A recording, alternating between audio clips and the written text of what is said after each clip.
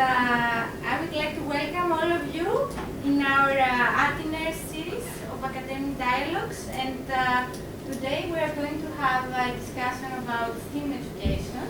And we are going to have 4 presenters.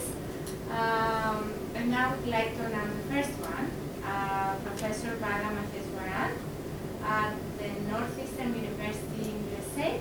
And he's going to talk about STEAM education through experiential learning. I will explain that part. They gave me this title, I put that title, I'm going to spend time here. Right?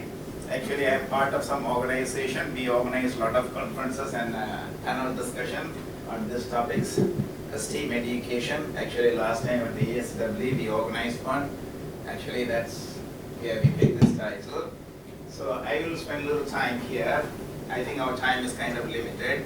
So this morning you saw a lot of equation, a lot of writing and a lot of things. I don't want to show slides with writing, just only pictures to make things a little different. Before that, I am from Northeastern University. It's a urban university, a little advertisement for my university. And it has a lot of interesting programs there. We have over 20,000, 25,000 undergraduate students, about 8,000 graduate students. That means a pretty big university. That's actually, I'm part of College of Engineering, right? And we are pretty well known, inviting famous people. That's President Kennedy, Bill Clinton, Colin Powell. This is our graduation, and this is our standard graduation. This is a mediocre size graduation, right? Last year is much larger than this one. You can see it's the Boston Garden where all these Celtics and others play games. So I'm here, actually this is not my main part here. Simply I'm saying, okay, STEM with plus A, arts, right? Now he gave different definition this morning for arts, but I am saying just arts, right? Together it's STEAM, right? So it's a general belief that innovation is an iteration of creativity and critical thinking. That's not my statement, it's from the literature. You can see that. So the innovation is the key nowadays for most of the activity, design, and industrial changes. So the innovation, they believe that happens with making things better for small kids at young age. Arts is actually kind of contribute big time for the innovation part. Then you can easily adapt that one for the science. So simply you can integrate the innovation, whatever thinking ability gained from arts, and you can use that for science. Arts you can give different type of definition, right? So this is just a standard thing from literature, and also we are saying that these are kind of a avatar, whatever, of human creativity. But let me get into this part. There are places at USA, nowadays they are trying to integrate arts activities in order to, improve STEM education. So these are at high school level. But I am from college, I'm going to say some experiential activity here. And of course, this is a statement simply I want to make arts more a part of our culture, right? Now, this is the one I am going to talk about. What I did last summer for this interactive and experiential learning, right? So we took about 16 students to Silicon Valley. Silicon Valley, we stayed there in a hotel for about 5-6 weeks. And we went to several companies. We had seminars. We have what you call the company visits and activities, project, presentation, all kind of things. This is part of 2 courses. One is called Customer-Driven Technical Innovation. The other one is called Product Prototyping. So simply, they have to deal with customers, they have to interact with people, they have to get the experience, they have to come up with a proposal, then they have to use some high-tech IoT, Internet of Things, and 3D printing, things like that to come up with the prototype.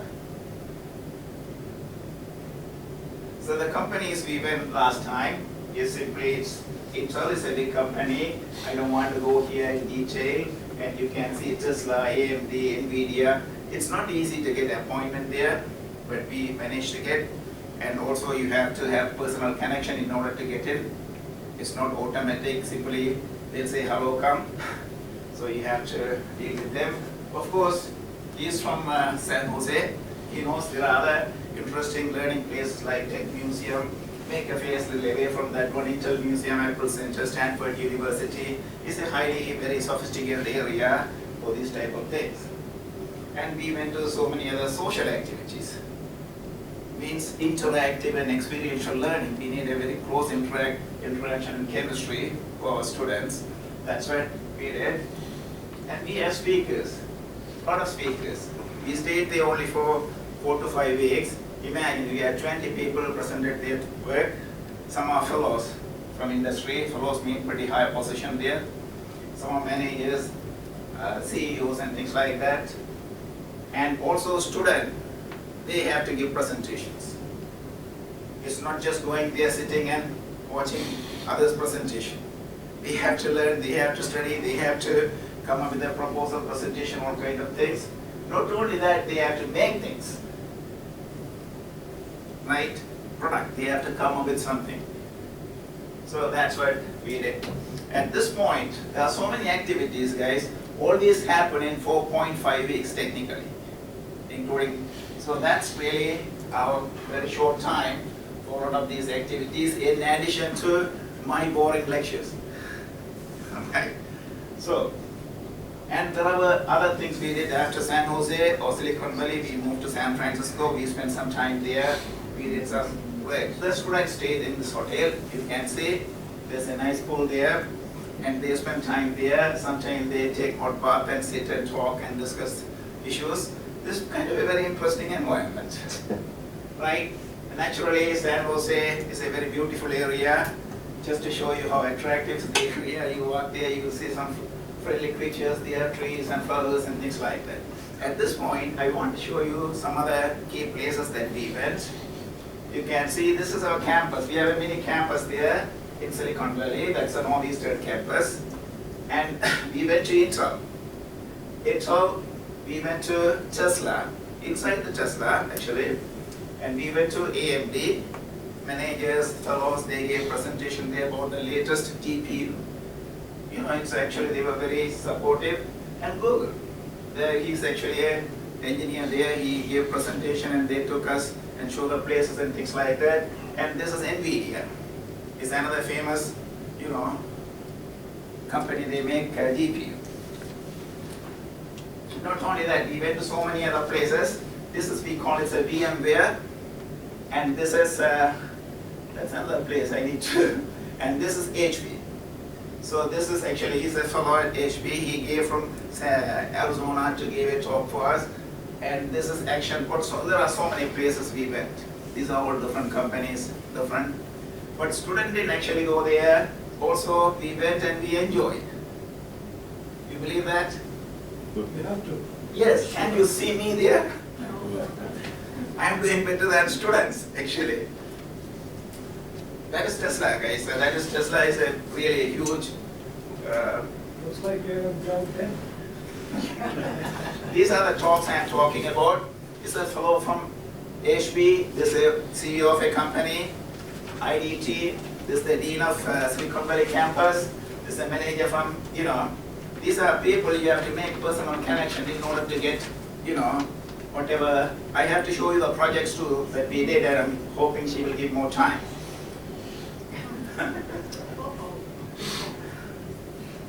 Right? These all are managers and engineers and CEOs. They gave talks in different topics. Sometimes about business, how to start a company and things like that. Sometimes they talk about, you know, IoT. Sometimes they talk about, you know, what's the future. This is the Intel presentation, things like that. These are some startup companies. So we have a flavor. This is actually State Farm. It's an insurance company, but they do a lot of innovation activity. You can see our students, they sit and listen. Now I'm getting into student side. You can see when they talk, when he talks, they listen. They sit and pay attention, take notes, and things like that. It's more interactive. They have to talk to each other, interviewing people, right? Come up with the idea to make a product. Some students, sometimes they take notes or they play with their cell phone too. That's happened all the time. That's IoT. That's what they say, oh, I'm using my cell phone to take notes. That's fine. Right? This, I'm going to move a little faster at this point. This is actually the Intel. You know, they use their whatever thing. This is VMware. So they play with their latest invention, things like that. This is actually the fellow from HP talking about their one of their large whatever chips there, and student they have their own interaction. So let me keep moving, and I want to move a little fast here to show you some of the. I'm going to skip the social event because we don't have time, but we did a lot of social activity too because we need fun, because we need to interact in a friendly manner. Right? You can't always. So this is the Santa Cruz. I'm sure he's familiar with this part. That is the Great American, and the kids are, you know, at the beaches and, you know, amusement park and things like that. They had this there's a Intel, there's a fun with bicycle, play games, all kind of things. It's a very friendly environment, right? And social dinners. There's money involved in all these things. You can say, let me keep moving, and learning activities.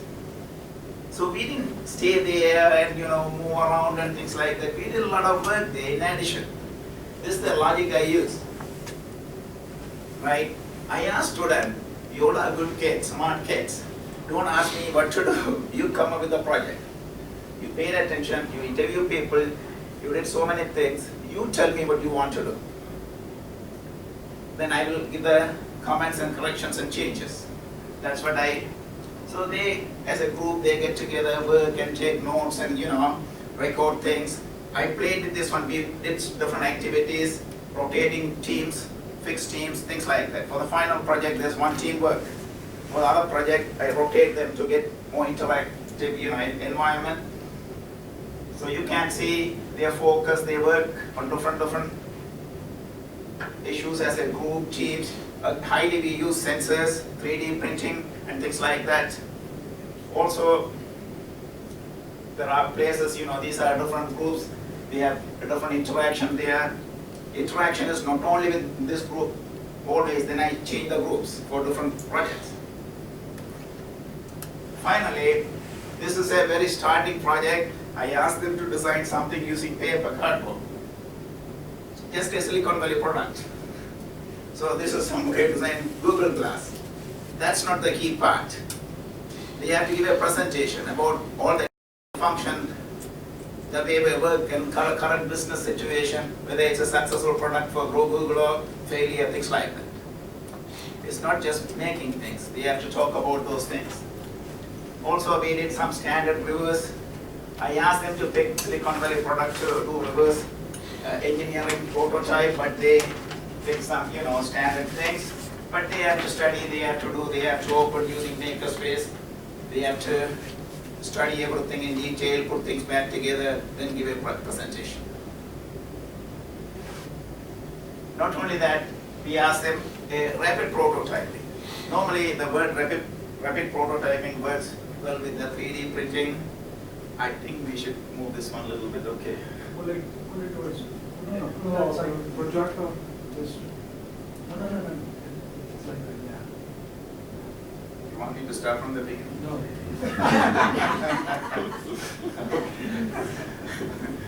Rapid prototyping, you know, but here we did things, whatever we have there, we try to come up with a project and we ask them to work on this one. So this is using a sensor, they have to come up with a quick product. So sometimes they use my picture to make things kind of fun. So you can see these teams, they design something using sensors.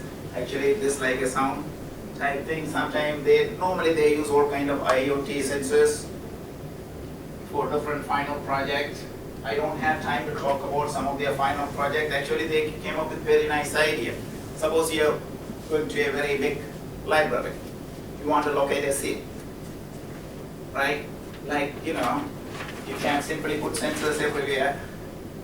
Based on that one, you can see where the free seat is there. Same thing for the parking lot. Some parking lots are huge. You want to locate the space. You just put simple sensors are very cheap nowadays. Somehow you integrate with your cell phone.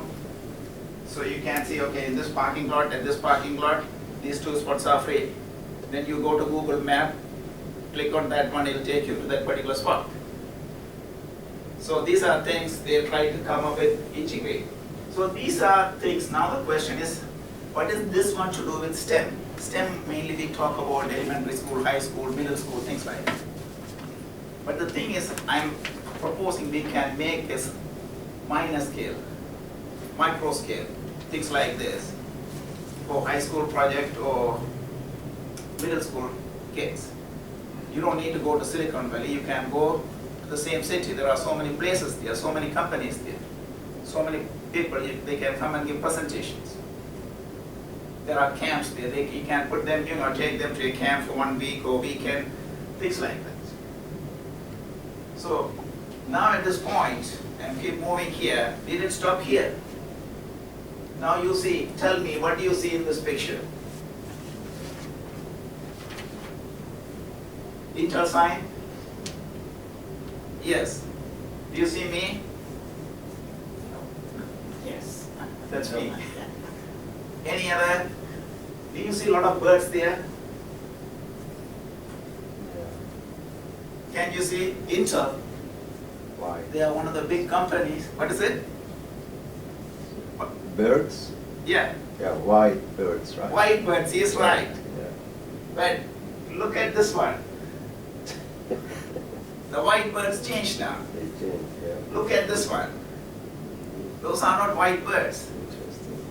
They are using mini fans there to produce energy. They are using solar panels to what do you call the zero energy building. So these are the things I am trying to ask my student to work on. Use sensors, innovation techniques, and come up with projects. You can't invent something within a semester, or within a year, or within 5 weeks, but you can try to innovate something, or come up with an idea for innovation. So this is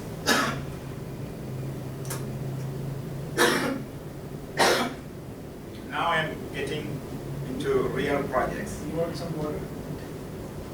I have coffee. That's fine.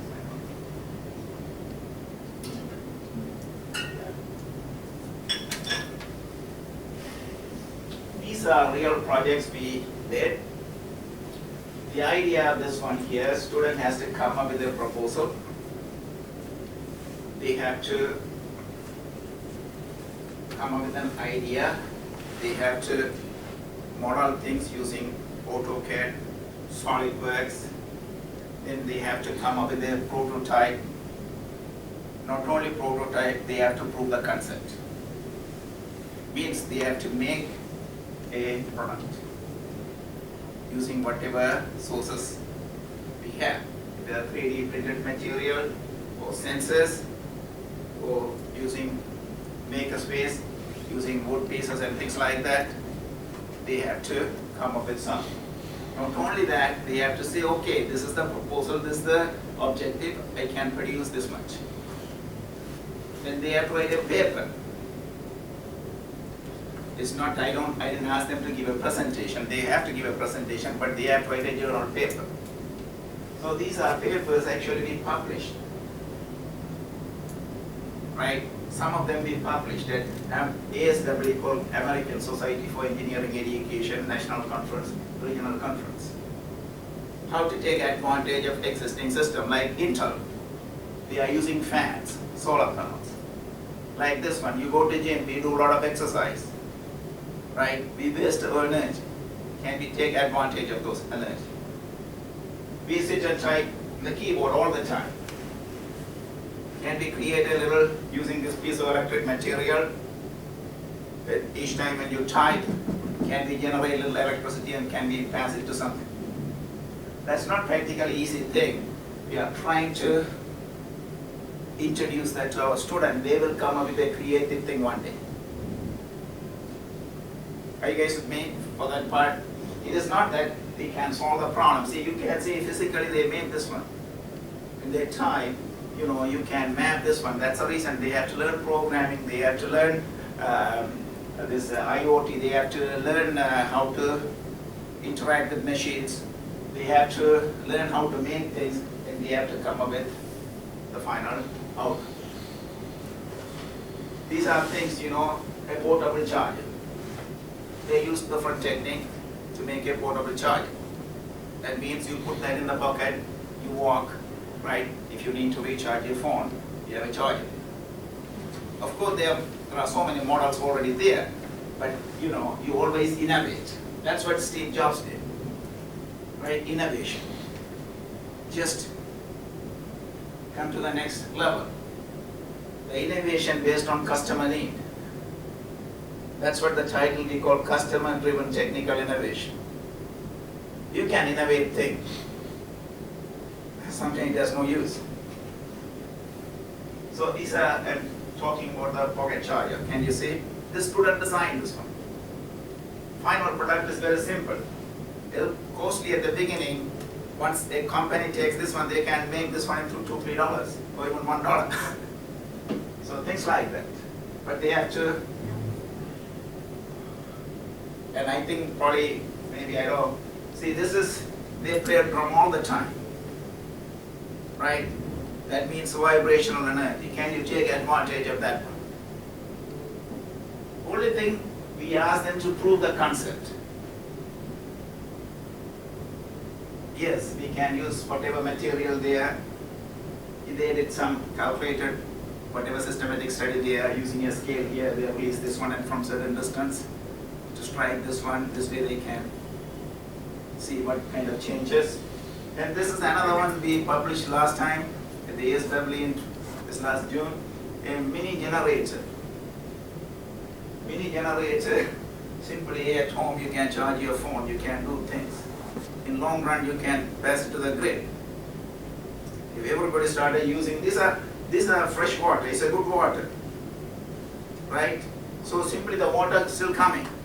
Only thing you are adding something to produce something. Yeah, it's a micro scale. That's not the only one. It's not innovation, it's not invention. I'm not inventing turbo. I'm innovating this one, how to store this one and pass it to the grid and things like that. I'm not getting into that part, invention side, that's not possible. So I think I can keep moving. I have another big presentation too. So these all, okay, these all some of the projects we did. Actually, this is somebody did some in medical side. So there are different type of things. Okay, I want to skip this one. This, we are taking advantage of this one to make money. That's it, simple as that. Save money, that's what that did. This actually, we designed this one. Their design actually is in a very short time. Right? Idea is to charge the phone and things like that. These are more technical detail using 3D printer and AutoCAD and SolidWorks, you know, how things work inside. Of course, this is the proof of concept. They have to prove this one. You can generate and you can store, you can, those are things they need to do. It's not just giving a theoretical idea. At this point, we have published so many papers. These are actual peer-reviewed conferences, right? You can see these are the papers, right?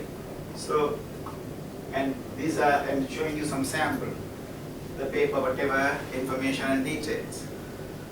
So these are some posters they presented at conferences. You can see ASW, that's called American Society for Engineering Education with almost 10,000, 12,000 members. So we have regional conferences too. And students even got the first place for their work. Right? They publish things. this is actually 2000 April at Niagara Falls. We send almost, I said personally, you know, because that's a local, within USA we can send people easily. Greece is not easy. So these are conference papers and things like that. Right? So at this point, I don't want to get into why did I move to innovation side. There's a reason for that. Right? I'll stop at this point. I can answer questions later. Actually, I was thinking of giving a talk in the front topic. That is, the title is Global Challenges and the Future Jobs via Reskill and Upskill. Your reskill means, you know, things are going to change very soon. It's changing. But just imagine this one. You want me to go further? No, you can go. Sounds like a symposium coming up. Good, thanks.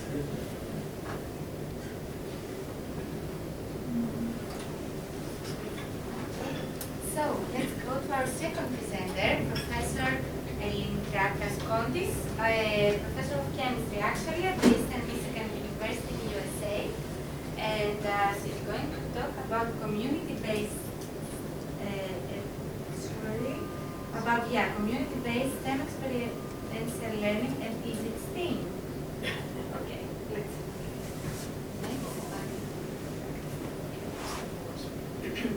Good afternoon, everybody. Thank you for being here. I know it's late in the day. It's a beautiful day outside. I'd like to continue the discussion. The question was, is it STEAM? What is STEAM? And we heard a lot of articles this morning about definitions of what STEAM are for one person, for another. What is it really? I don't think we know. I think we all take it differently, which is okay. And most of us start on the STEM side and then talk about adding, quote, the arts, whatever that is, to kind of enhance STEM. Wrong side, see?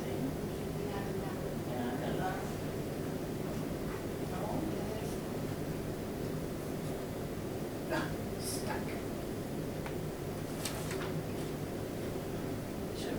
There we go. Which in? Okay. I'm going to briefly talk about 5 items today, kind of and explain what I consider STEAM to be in terms of how various projects that we've done and how projects that other people have done have actually added to this. First of these is called the Innovation Core. In the United States, it's sponsored by the National Science Foundation, and it actually allows you to prepare a product and then sell that product, okay? Because most of us in STEM don't think about that. What we think about is, okay, I've got to do research, I've got to publish a paper, I've got to present at a conference, and that's it. So that was an interesting experience that we had, especially me, coming from academia. Then I'm going to talk about the project called Csid. It's a program that I founded and we've been working on for the last 14 years or so to actually involve our undergraduate college students so that they actually are retained and want to graduate. And how, in fact, the kinds of experiences that we offer them incorporate not only the science content, but also the idea of what you might call art. I use that term very loosely here. Then I'll talk a little bit about online chemistry. In order to accomplish this, to kind of get other people involved, other students involved who are not science or STEM majors, what we want to do is to actually engage them as well. And what kinds of activities are we going to need to do that? Okay, and then in addition to learning about the content of STEM, especially our undergraduate students who are juniors and seniors need to know about what's next. They've learned all the chemistry or biology, they've gone out and they've done research and they've published papers. Now what do? They need to learn about what we call the soft skills, and we'll talk a little bit about that. And finally, there's a new wave of different kinds of competition. You may have heard of computer scientists and talking about hackathons, where they actually kind of bust into systems to see if they can hack those systems. There's also something, the opposite is to solve problems on a global scale. So this innovation core, as I said, is a National Science Foundation project. It prepares scientists like me and engineers to extend focus beyond the academic level, beyond the area of working at a lab or so. It's based on teams. I was the principal investigator as the academician. We had someone from a startup company who was the entrepreneurial lead. And then we had a mentor from another university, in this case the University of Michigan. And so the three of us then got together to look at a product, understand how, set up a business model, how do we go out there and get customers and all of that stuff. Very short course, 7 weeks in duration. We had to do all kinds of things that normal businesses do that I didn't know anything about. Customer service, actually go out and actually interview at least 100 different possible customers. So that was a difficult thing, especially for me to do. And what we worked on is a product, and that's really what we did as well, is to take the product and see if it's marketable, and then actually go out there and do it. It's called the Gulliver Innovative Learning Process, GIL, and we were Team 494. And what this was smart education with learning analytics. I am not a person who works at the K-12 level, so that was a new experience for me as well. And we wanted to understand the analytics, that's where the computer scientists come in, and we wanted to work with teachers. So smart education is this. It's just systems that information and communication technologies are applied to collect data. So we had kind of streamlining online, live data being collected for actually the students that we were working on as our guinea pigs.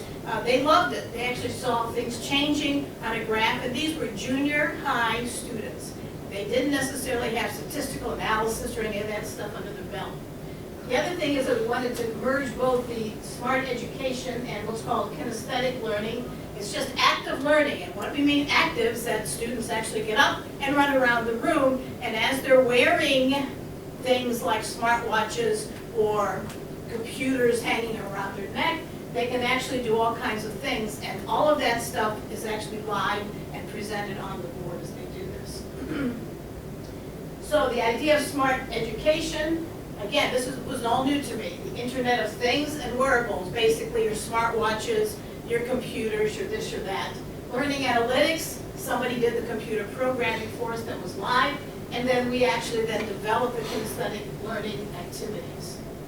So the sample activity, here's one example, but our famous one is actually play flu, in which students we give them certain watches to wear. Some of them are infected with a disease or a cold or a flu. Some of them are vaccinated. Some of them do not have vaccination. And then we let them loose in the room, and they kind of see if they can destroy other people by actually giving their virus to other people. And then we collect the analytics. And so that's basically what that was. This is another example in chemistry where the students are H's or O's, for example, and they run around, and if they get close to another person, they can actually build like an H2O molecule. So if you're talking about covalent bonding, that's how the students did that as well. So that was really fun to watch them do that. So what are the challenges? Well, you got to get the customers. Who are the customers? We thought they would be high school science teachers. We thought maybe they're middle school teachers, and these play flu examples are what we did with middle schools. Are they elementary school teachers? Remember, most elementary school teachers don't like science, unfortunately, at least in the United States. They kind of dread it and would rather do things like language arts and humanities and history. Did we go to hands-on museums? Yes, we did. We were in Washington, D.C. and went to the national museums there, and they loved it. They liked the idea of incorporating both the science and this idea of kinesthetic learning. And also university science professors. Do they want to have students running around in their classrooms? Not so much. So this is us, one of the national museums in Washington, D.C. We also connected up with Samsung and Intel. That's our team. And so we did a lot of running around. So that was fun to do. And we learned a lot. So it's taking product, moving it to reality. And what other kinds of things that we learned from this very quickly were things called pivots. We thought that it would fit elementary schools and informal learning environments, and they did because the museums liked it. But it's not just science activities. This type of activity can actually expand into other areas as well. Activities in literacy, for example, in math, in doing science, in doing mathematics, history, and that kind of thing. So it's valuable, and the model that we built was a good model that can be used elsewhere. That's part of STEAM. The second thing is the creative or CSIE project. Again, we wanted to bring in students to the university level and actually retain them so that they would really get geeked and actually graduate with a science or STEM degree. So that's CSIE. So it incorporates all the different kinds of sciences, but involved in that and embedded in that are also some of what we call, again, the arts. So let's look at that. Our model, or logic model, is based on the idea you can't just take students and fix them. You also have to fix faculty, so that faculty want to get together with other faculty, not just in the sciences, but in other places like philosophy, like education, like history, those kinds of things as well. And then through all that, we built these experiences, and that's called the CSIE. We found in Michigan, where I come from, at Eastern Michigan University, Southeast Michigan, we're really looking to build a STEM workforce because there are jobs out there, and students want to come into school, get trained, and be able to get a job. How do you do that? You have to give them some experiences. They can't just sit in a lecture or a lab and do canned experiments or learn all the theory. You've got to get involved with humanity. And that means you've got to get involved with companies, with NGOs, with all kinds of things. So we built these models, and we kind of went out and reached out to all these people. We've set up what are called STEM communities of scholars. Some of them actually live on campus together. We're also a school of about 22,000, very similar to Northeastern. And then we were thinking, and our next steps are then to kind of build this into a whole STEM area, or workforce, or hub, as they call it. Again, our ideas here are based on outcomes, outcome-based instruction, hands-on or experiential learning. Students get out there and investigate, they talk with each other, and with faculty, and with businesses, and then they're connected to other inquiries. So it's not just, I'm going to learn chemistry, and I have no idea what chemistry does. So we kind of try to connect on this. So we've built a bunch of experiences. If you look at some of these, okay, if you look at some of these, here, for example, we have scientific presentation. In this particular course or experience, what we do is take students. They don't have to be science students, but it's good if they are. But we have students who are English majors or writers. They come in, we teach them communication or interview skills through our communications department. Then they go out and shadow scientists as one of our partners. They go back and then they interview that scientist, and then they build a video podcast. So that's an example of what I call sticking art into STEM, where it teaches them something other than actual content. That's one of them. Ethics of genetics is another. Again, a combination between biology and philosophy in terms of how they operate. And I think there's one more that I like. Anyway, one deals with, and I'll show you an example in a second. But we try to do that since we're doing experiential learning, and we try to do that with each of our courses. We have what's called an academic service learning component, where we reach out with people, to others to help us out in this. And then other companies and businesses have been very, very supportive of this. Here's one, cyanobacteria is a toxic bacteria. It's found in one of the lakes outside of the university. We go out there, we actually get the water, bring it back, and actually do some sampling. And we partner with, we partner with Huron River Watershed Council, it's a nonprofit organization. We work with health and public health environment, so that means we have to deal with people that are not chemists, who are doing more social science work. This is fun course, Scoop on Poop. Go out into the fields where there's a lot of cows and see what the effect is of those cows dropping their whatever onto the soil, which then goes down into the groundwater, and if the groundwater is affected. So students love to do stuff like that. Here's the scientific presentation. We worked with several companies. One of them is the NOAA, National Organization on Aeronautical and whatever. It's the weather people, we've done that. Universe with NASA, we connected up both a sociological, anthropological aspect with physics, astronomy, and also with biochemistry. Meals on Wheels is another one that we've done to connect both computer science, the people who work to take food to people who need it at certain times. We've optimized some routes for them. And then this last one is indicator. You go out in the middle of winter and count little flies by the water. And that helps the Friends of the Rouge River, which is the big river in southeast Michigan. The reason we do this is, of course, to actually help students get jobs. If they get the experience, they get the jobs, they're good. Southeast Michigan in the United States is where the car companies are. The auto companies, the big manufacturing companies are there. And now we have other companies, things like Electrobit, which is a global company out of Germany, who actually does cybersecurity on the software of autos so that somebody can't hack into an automobile, and as you're driving, somebody takes control, for example. Argus is another company that's local there. Bosch, big company. Cayman Chemicals, and then we have the NSF International that we're working with. So we're trying to make those connections as well. These people are coming in, and they're actually helping us develop curricula, and they're working with us to solve real problems. They build teams from our students, and they work with them until they get an answer. So that's what that program is about. Then we have online chemistry for non-science majors, and that's basically all I'm going to say. A lot of people are doing online chemistry, for example, because that's really what students want. They want to be able to chime in from any place around the world. And this is primarily for students who, for example, are communications majors, returning nurses, political science, journalism, environmentalists. So again, we get a lot of different perspectives in how we do this.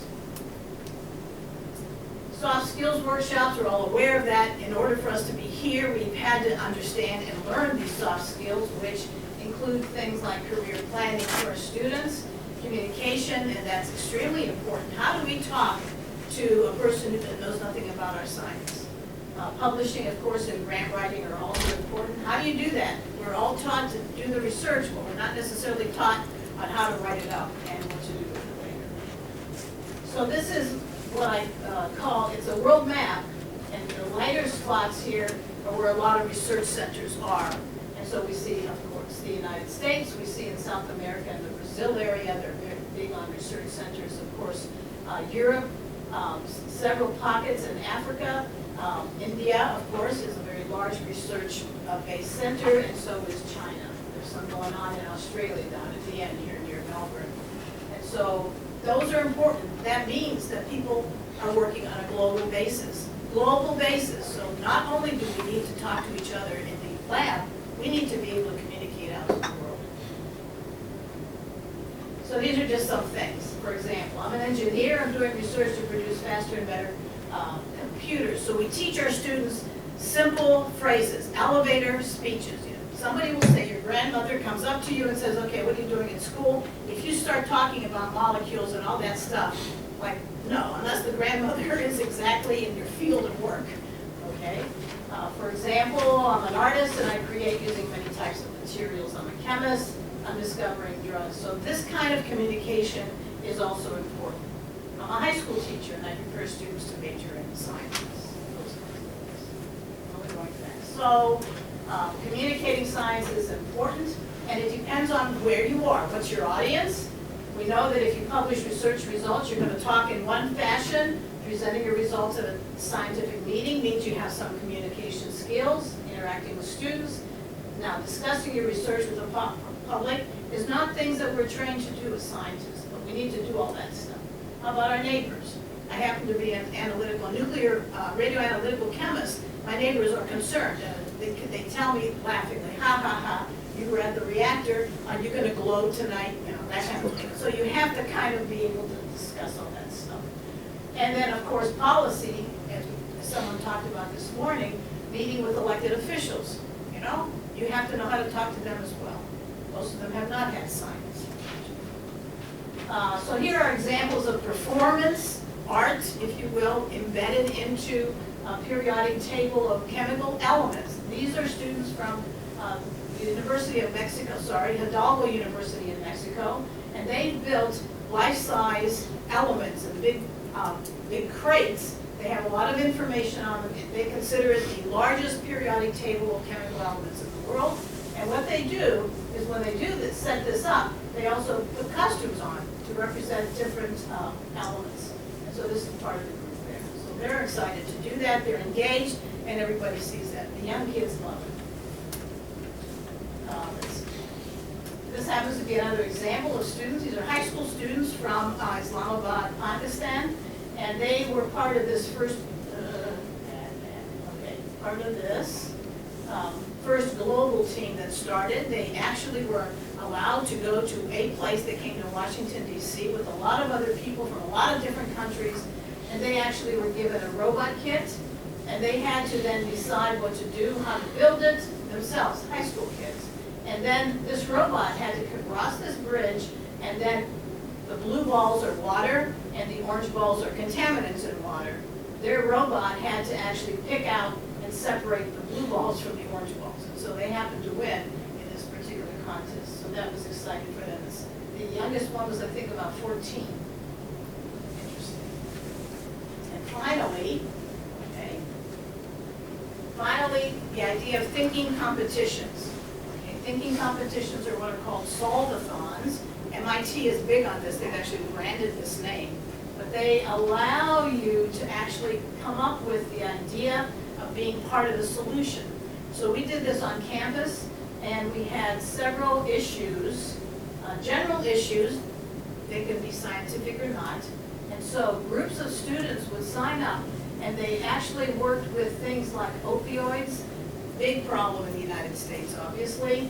Water contamination. We happen to be near Flint, Michigan, which their water was totally contaminated. A lot of issues there. We also looked at workforce training. What does that mean? A student wanting to become somebody. And then actually on campus dealing with the education. So these were very global issues. Teams came, and they weren't all STEM teams. There were people, we had people from the community come who were in the social services who actually came and actually became part of this thinking competition. Teams that came up with the final solutions, and they were judged, and they got iPads, those who won. So that's just another example. So here we have, what does that look like to you? It's kind of a plane, yeah, okay. Again, this was a group of students from MIT. They got money from United Technologies, and they built a plane with materials. So here we're talking chemistry, plastic, that kind of thing. We're also talking physics, engineering, obviously, and we're also talking about the name of this plane, which is called Daedalus. Do you know the story of Daedalus and Icarus? It's a myth, and so we've incorporated all of this part. Daedalus and his son Icarus were stuck in the Minotaur's, what's it called? Whatever. Labyrinth. Crete. Labyrinth, thank you. And they were collecting feathers from the pigeons and birds who were flying out. They couldn't get out. And also wax from their candles and so on. Because he was the architect of this labyrinth, and the king said, nah, he can't go someplace else and rebuild this, so he's stuck in the labyrinth and he can't get out. And so what he did and his son collected all this stuff and actually engineered wings, and they took off. And that was great, wonderful, terrific. The son, however, was really, hey, I could fly high to the sun. Unfortunately, he flew too high to the sun, and the sun started melting the wax on the feathers, the wings, and he fell. And where he fell in the Aegean Sea is called the island of Icaria. So we have all kinds of art here involved with all kinds of stuff. So that's my story. Okay, thanks.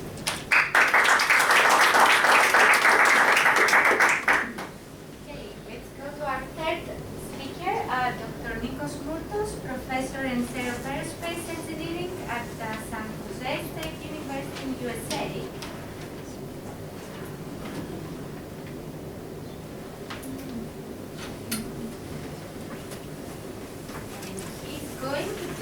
about STEAM education in the 21st century. Are we not going to play? Next.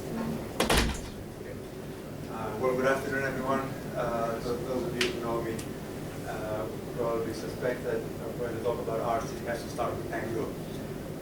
This is the most difficult thing I have ever learned in my life, and I continue to learn. And this is my teacher actually performing in Buenos Aires in 2011. So the difficulty I have explaining to my students and also to my colleagues is why do we need art in engineering? Okay, never mind mathematics, and science. I gotta have a gut feeling for it, but I want to come up with solid proof. So I wanted to start with engineering. What is engineering? And there's a lot of definitions out there, but the one that really caught my eye is by Lee Nicolai, who was the head of the Lockheed Advanced Development Company. He said, engineering is simply the design of a commodity for the benefit of mankind. So it doesn't matter what we build as engineers, it has to do with improving the quality of our life. And then a few weeks ago, actually, on the New York Times, I ran into this beautiful story. And I'm thinking, gee, I'm a mechanical engineer, I want to design a wheelchair. And I'm looking at my mom now in Portugal sitting on a wheelchair, which is pathetic, and it's not comfortable, whatever. And these people, they want the wheelchair to dance in.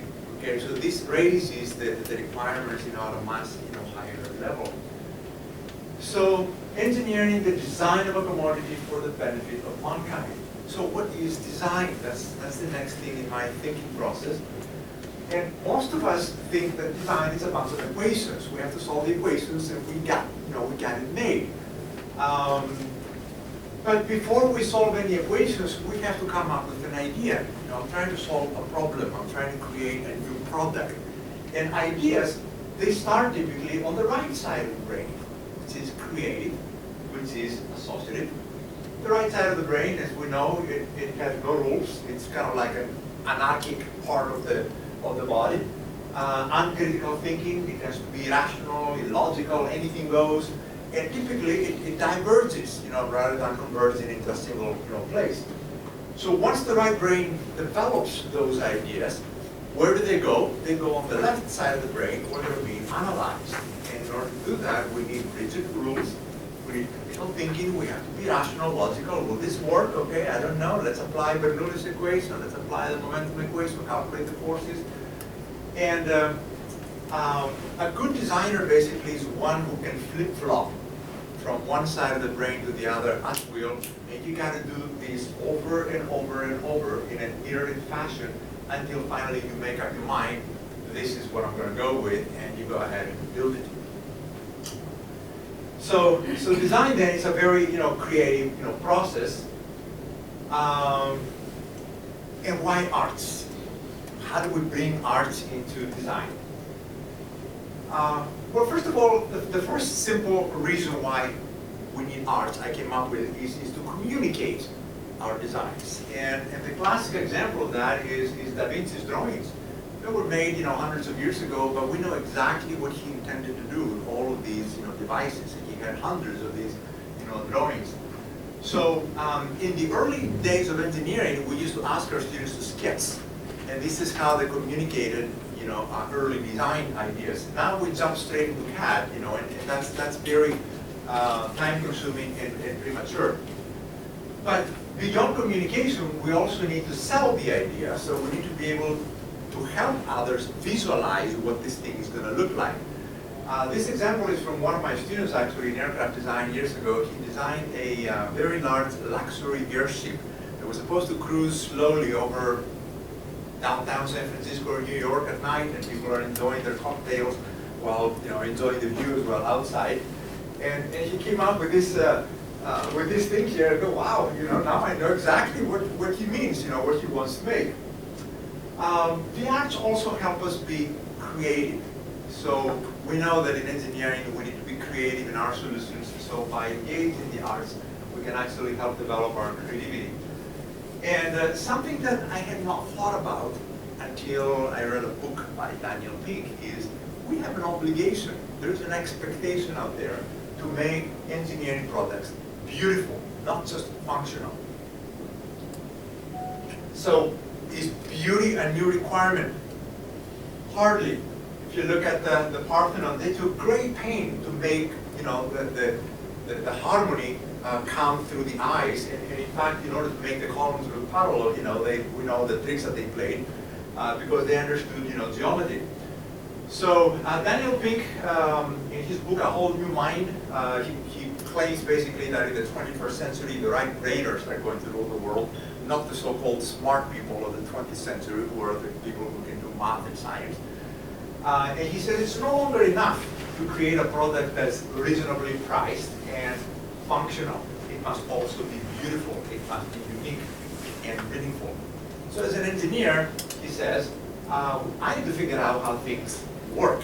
Okay, and I'm going to talk tomorrow about the 737 MAX and how to do things, you know, not to work. But if these things are not also pleasing to the eye or compelling to the soul, few will buy them. Because these days we have choices. When you go buy a car, you've got 100 different models. When you go buy a laptop, you know, you got 50. So as far as I'm concerned, the first thing I do is the looks. Okay, if it looks beautiful, I will consider, you know, everything else in my evaluation. So another quote by Steve Jobs. He said, "It's in Apple's DNA that technology alone is not enough. It's technology married with liberal arts, married with the humanities, that yields us the result that makes our hearts sing." And nowhere is that more true than in these post-PC devices. So that was from his talk when he introduced the iPad 2. So am I an Apple person? Yes. So the idea here is to make connections across the disciplines. And our educational system, unfortunately, tends to produce specialists. And that's necessary, you know, if I want to improve the aerodynamics of the wing, you know, to make it produce, you know, more lift and less drag, you know, that's how you go. But on the other hand, I need to put together a whole airplane. So I need to have the big picture, and I need to know how to integrate subsystems. So I need to know a little bit of everything. And making connections across the disciplines is hardly, you know, new. One of the examples I found years ago, I read a book about Brunelleschi's dome. I highly recommend it. And it talks about the challenges that he had to face in order to make this beautiful dome on the Florence, you know, cathedral. It was not an easy engineering task to make that thing stand there. And of course, there are a lot of tricks that you could have played engineering-wise to make sure it doesn't collapse. But he wanted it to look beautiful. That was the whole, you know, challenge. So in 1430, it was the largest cathedral in the world, and it was the most beautiful cathedral in Italy. In fact, it may still be, you know, the most beautiful cathedral in Italy. So at the time, the Italians produced a lot of beautiful things, and all of them, they actually had to combine engineering and the arts, you know, to make it look the way they were. But the classic example of making connections across the disciplines was Leonardo da Vinci. We all know it was the ultimate example of how ability to make connections, arts, science, humanities, and technology was key to his innovation, imagination, and genius. By the way, I found out years ago, although we give credit to Sir George Cayley for being the inventor of the airplane, because he made a little sketch, you know, of an airplane. Leonardo, in the 1500s, he had a much more detailed design of an airplane, and unfortunately, his drawings had been misplaced, and someone else, you know, got the credit. So, if arts were always integrated with engineering, how on earth did we lose our way? It turns out that after World War II, engineering schools began to emphasize analysis and science at the expense of hands-on design skills. And so in the 90s, I started reading a bunch of articles. People screamed, like Nikolai, that I mentioned earlier, screaming that you guys are producing top-notch scientists, but they don't know how to design engineering products. And in a company like Lockheed or Intel or, you know, whatever engineering company, we don't make science. We take science and we use it to create something new. And these kids, you know, obviously they didn't know how to do that because we don't teach them. So in the 90s, the engineering curricula started playing around with introducing design at the freshman level, you know, and having, you know, students practice, more with design.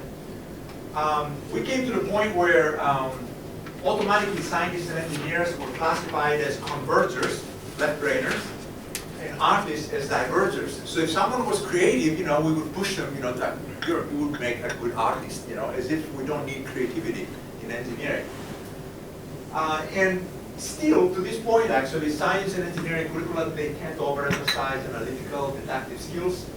And as a result of that, even if students bring to us a little bit of creativity, down the road that tends to atrophy because we don't put it to work right away. And then we remember it in the senior design, in the last year. So that's something we need to work on. So some ideas, moving forward. I'm not going to claim that we have a systemic way of integrating A into STEM. In my university or any other university, for that matter. So I'm fumbling my way moving forward with my small department, in aerospace engineering. But I think that one of the key ideas is that students need to understand the role of arts in STEM.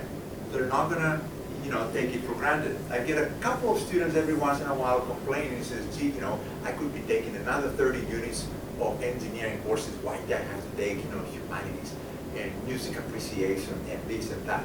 I have to sit down with them, and have a talk and explain to them. Because they don't understand the connection. So the solution is basically art-infused STEM in teaching and learning. And the same way we do it, with writing. For example, one course in writing is not going to teach students, how to write. You have to integrate it, throughout the curriculum.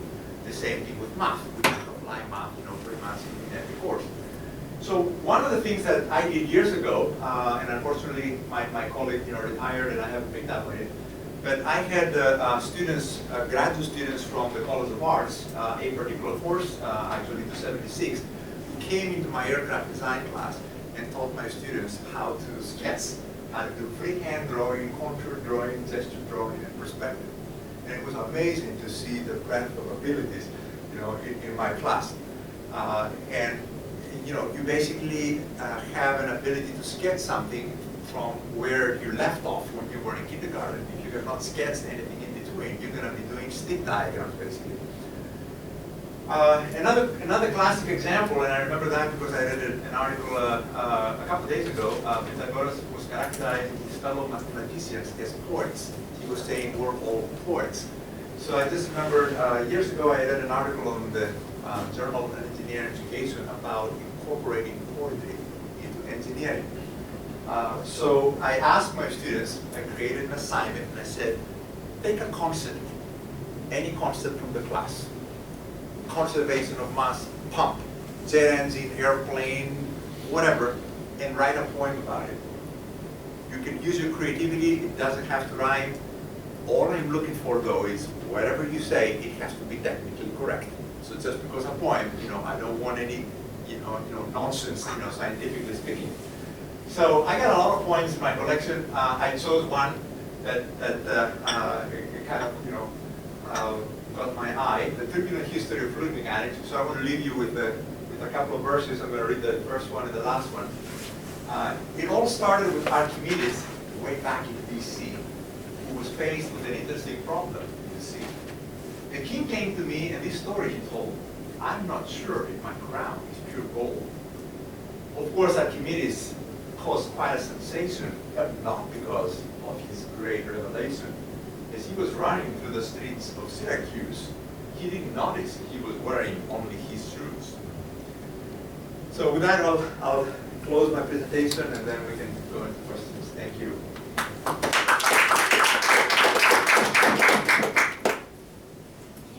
And now let's go to our final presenter, Dr. Petru, Professor and Chair at the Department of Physics at Area Community College South at the State University of New York in USA. And she's going to talk about the many phases of STEM at the Community College of Western New York.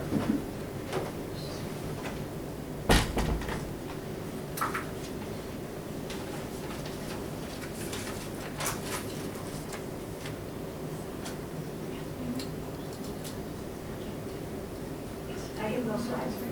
I'm very glad to be here talking about this topic. Yes. Put the screen I'll on. make a sheet. We cannot see that.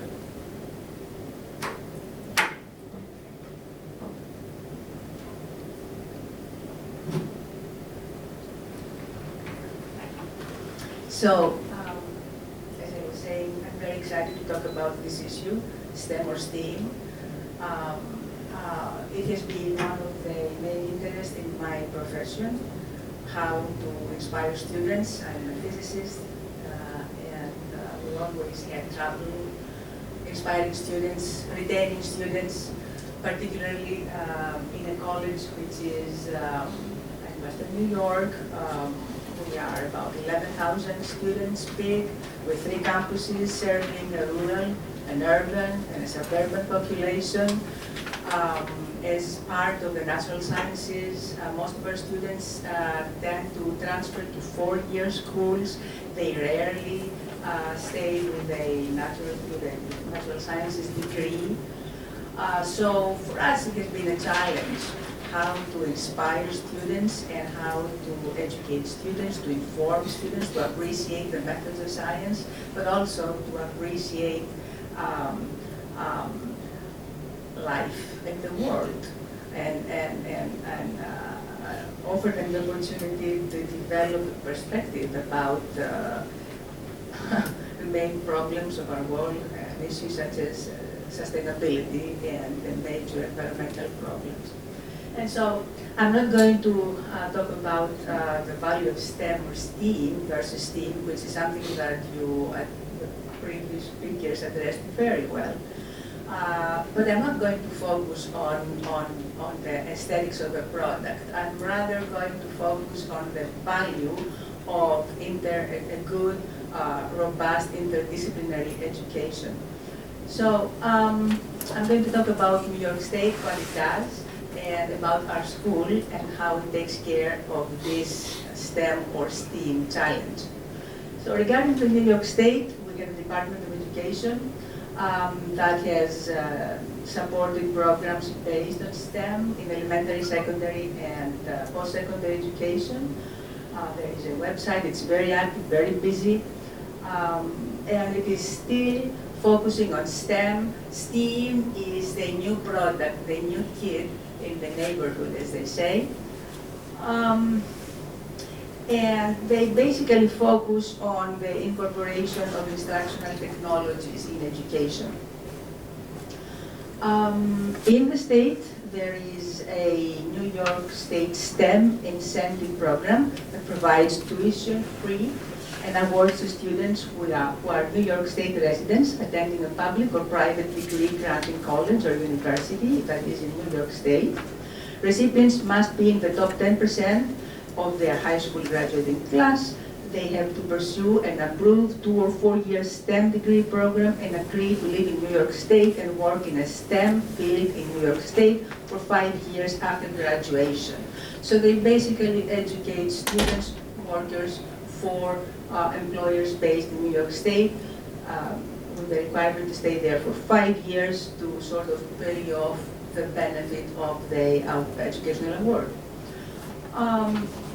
Lately, there is an additional program that Governor Cuomo has implemented. It is Excelsior Scholarship, and in combination with other student financial aid programs, it allows students to attend a SUNY or CUNY college tuition-free for the first time in the US under similar conditions. This is a truly revolutionary step. So, you said previously that STEAM framework focuses on a more diverse interdisciplinary collaboration, aiming to change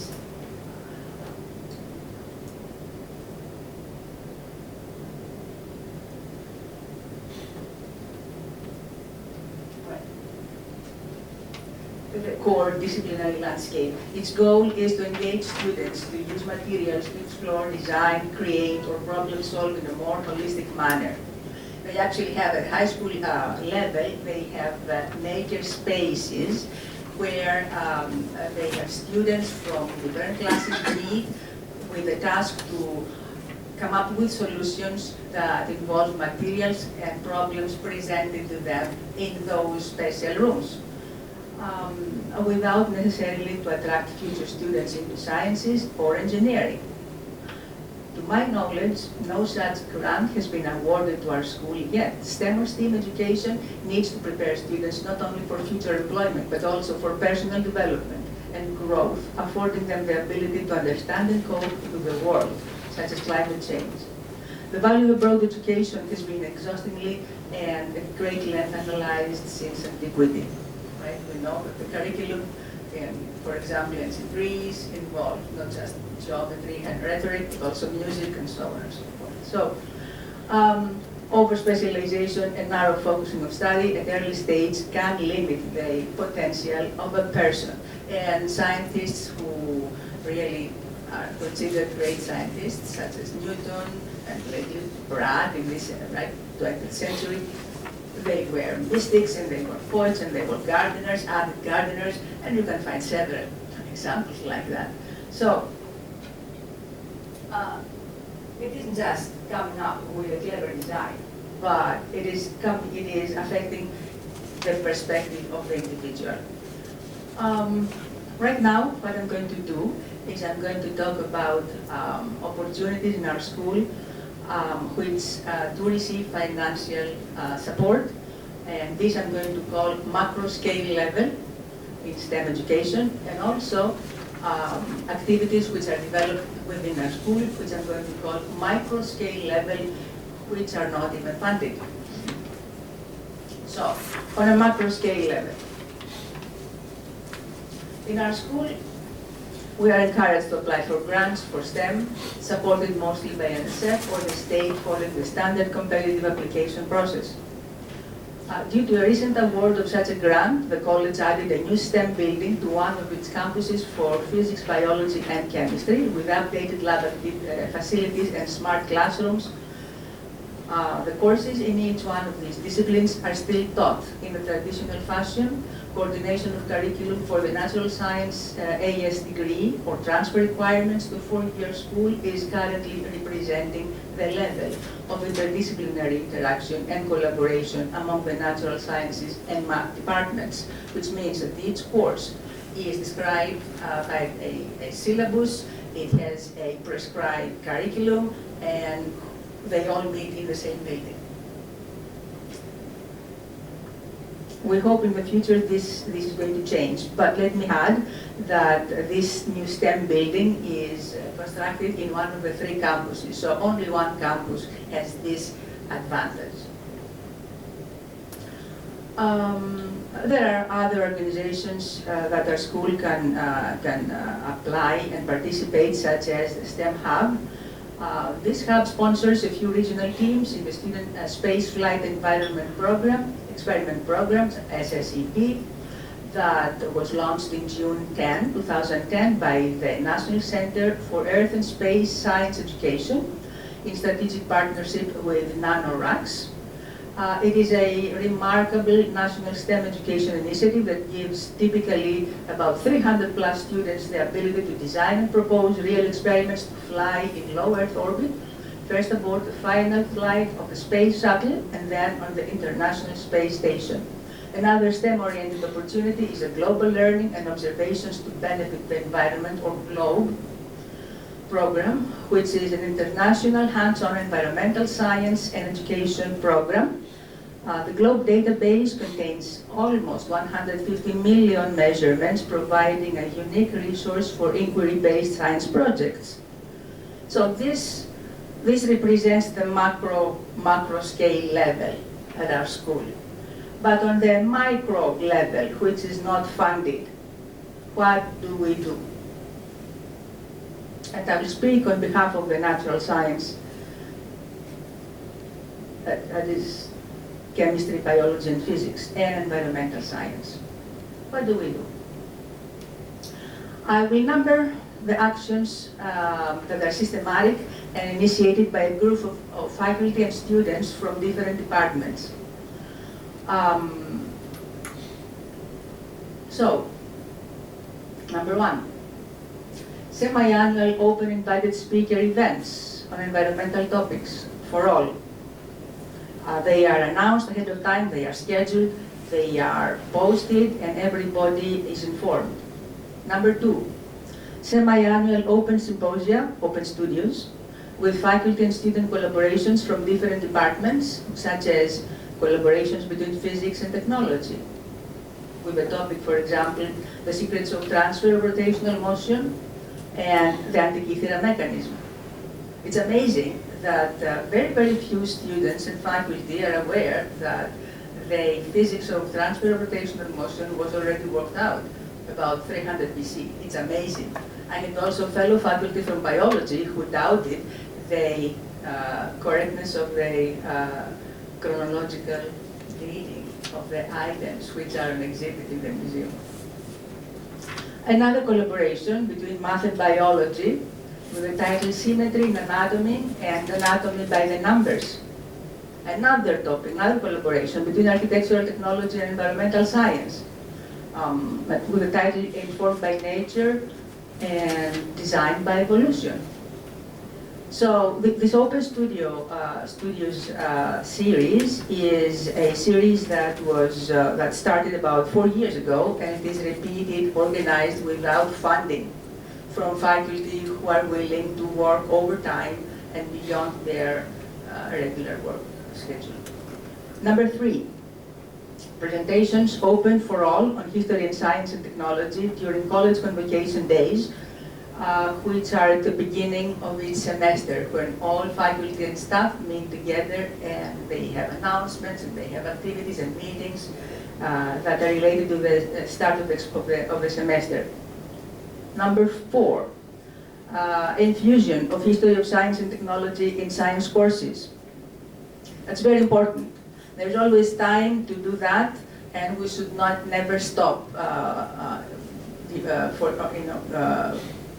during the first or the last 100 years, because the history of science goes very far back.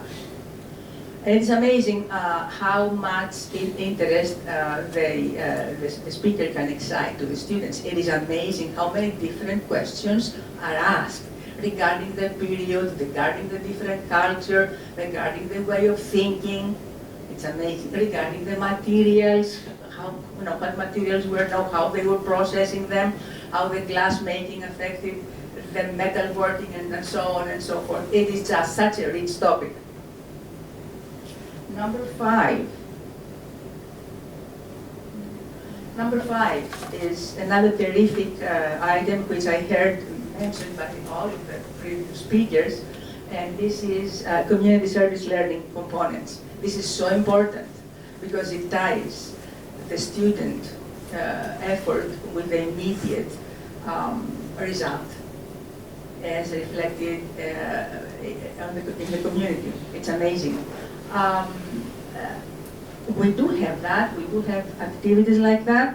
A faculty member has developed 5 years ago an activity which is incorporated in the lab, environmental science lab, and we collaborate with the cafeteria. So the cafeteria generates a certain amount of vegetable waste every day, and that faculty member has developed a lab, an activity, which requires the students, each student in the lab, to commit certain days of the week in order to go collect the vegetable waste from the cafeteria and take it to the compost bin. We have a protocol developed, and they know how to dispose of it, and we use it. We use it every year. By the end of each year, we produce enough waste to use in our garden, which is another activity incorporated in one of our labs. This we do with the assistance and cooperation of the cafeteria coordinator and the people who work in the cafeteria. So there is no border between the classroom environment and the community environment. There is a continuum, and students learn how to respect this collaboration and how to be responsible and committed to the days that they sign up at the beginning of the semester. And number 6, We conduct specific labs in a natural outdoor setting. At the secondary level, they call it maker space. We have made our own maker space, which is not a classroom, it is the outdoors, which used to be lawn, all of it. Now, about a sixth of it, it is naturally regenerated and planted with trees by students from the honors program, from the humanities, in collaboration with our department. Number 7. Again, our annual ceremonial tree planting, which actually has been working marvelous because we had requests from some of our students, some of the students across all departments, to come up and form a gardening club. A gardening club that is going to maintain and build on the garden of our campus right now. They actually want us. They want to plant fruit trees that can be harvested in late spring or fall.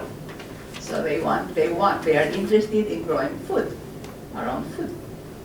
I think this is wonderful because this teaches some very basic skills. With climate change and so many disasters around the world, it's going to be a very important skill to be able to grow and secure our own food.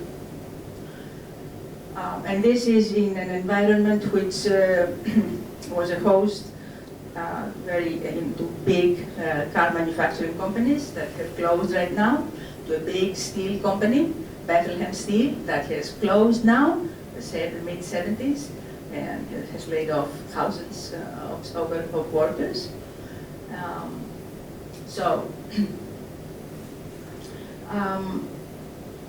And another activity is the development and incorporation of an internship course in our curriculum that seeks affiliations with nonprofits as well as regional manufacturing companies. There are still few that are in Buffalo. And so we are very proud of that. We had to fight hard to incorporate this course in our curriculum because we have to go through the SUNY approval process, the state approval process, but we did it. So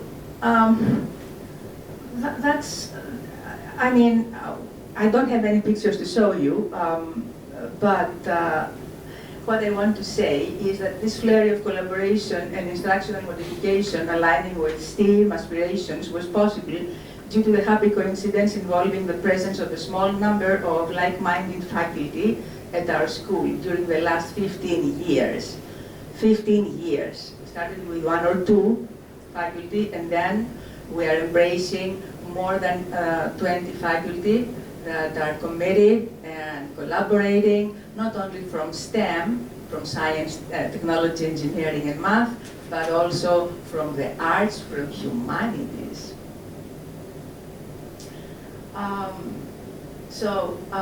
And we are not supported by an external grant. It was not initiated by an administrator or a SUNY mandate. The fact that they have been successfully sustained is due to a group of dedicated educational professionals who understand the value of a broad-based education connected with the natural environment. It is also worthwhile noticing that the use of technology was not the dominant tool, but rather a medium used for the successful task completion. Thank you for your attention.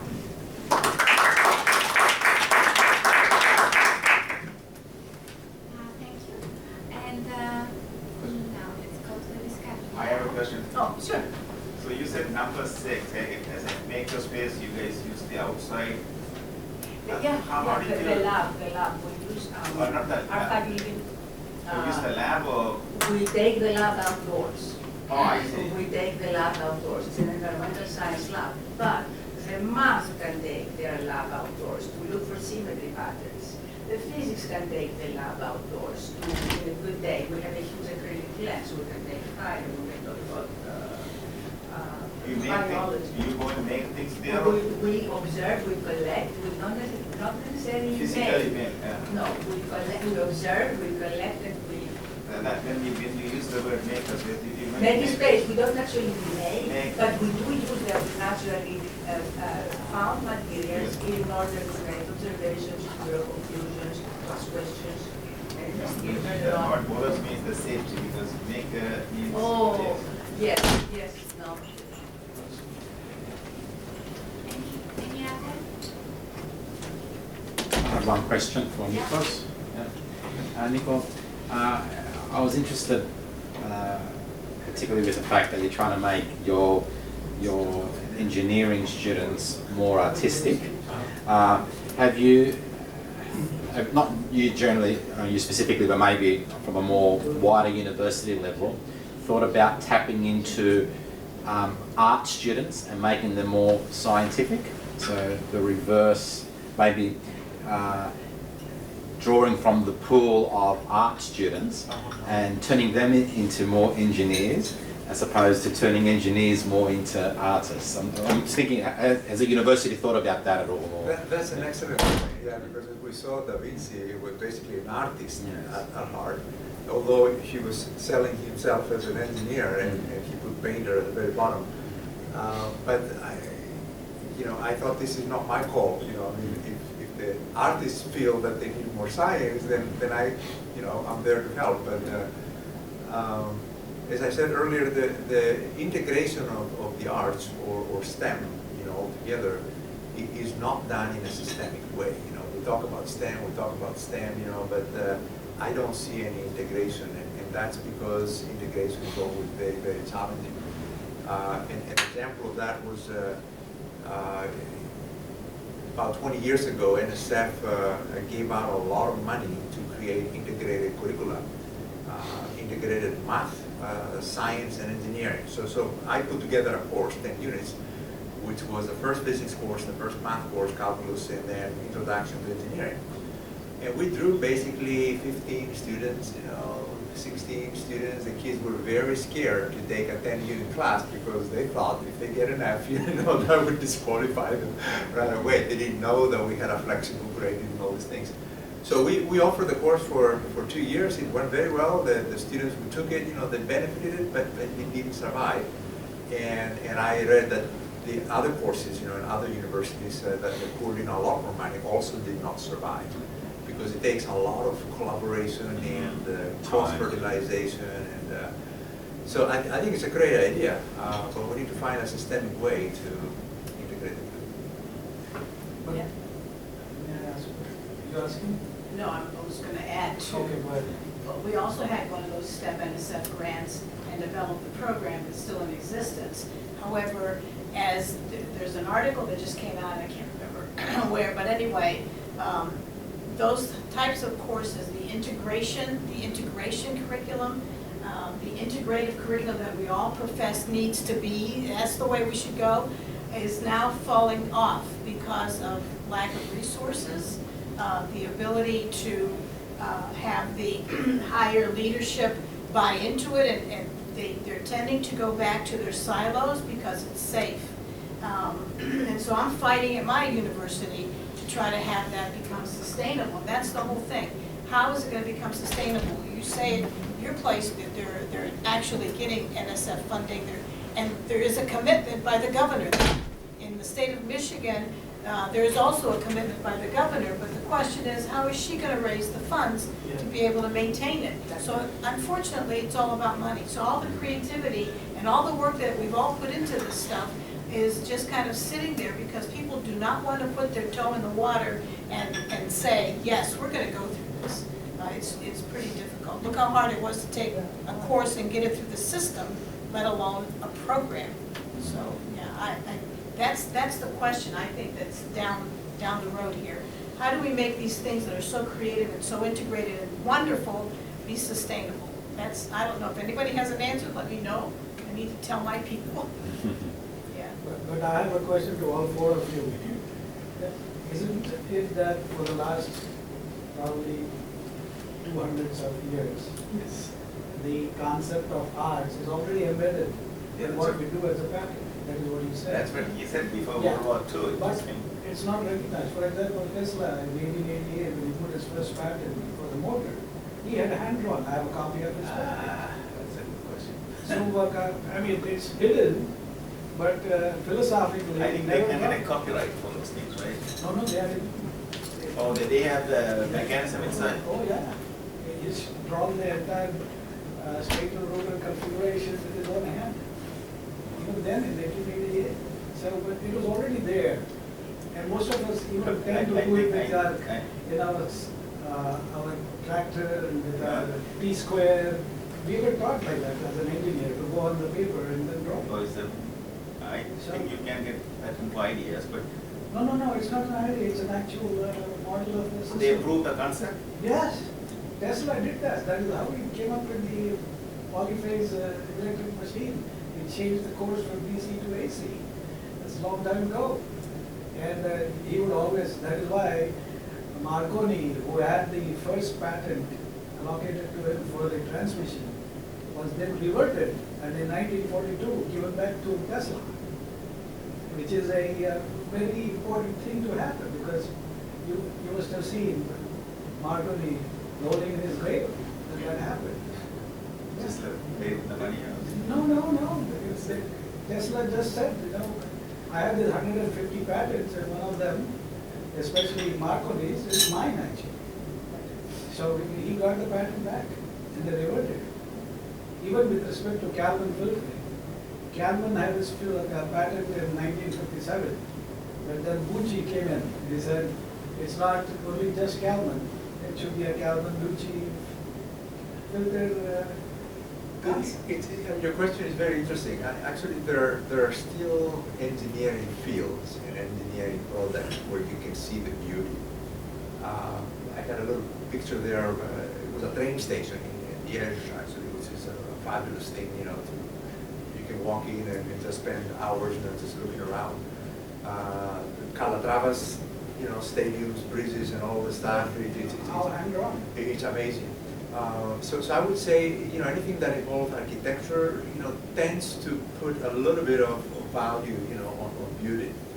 If you look around, in Athens, we've got a lot of buildings that were built right after World War II, and there's no beauty in them whatsoever. Very little. Why? Because the emphasis at the time, the country was poor, people were starving. The emphasis at the time was we need a roof over our heads, Structure, that's it. Yeah, and so when you're under pressure, you tend to sacrifice what you consider the least valuable, and beauty is. Yeah, in fact, not to brag, but in all my patents that I have published, I've always handwritten or hand-drawn my initial concept, and then gone and then run it on with the help of, AutoCAD or Pro Engineer. But the first concept drawing is always hand-drawn. Just to prove, right? No, with the logbook. that's right. No. The same thing is put in the patent application. And then not to just prove, but to actually show that it can be hand-drawn. But like you mentioned, we can say whatever the getting money is not that. Especially when that current administration is much harder to. The answer to that question you had was, you have to do it organically. So put your savings in the, well, that's only the way. And since '92, when Clinton changed the entire NSF package, and he converted it to a dual application, the pot shrunk.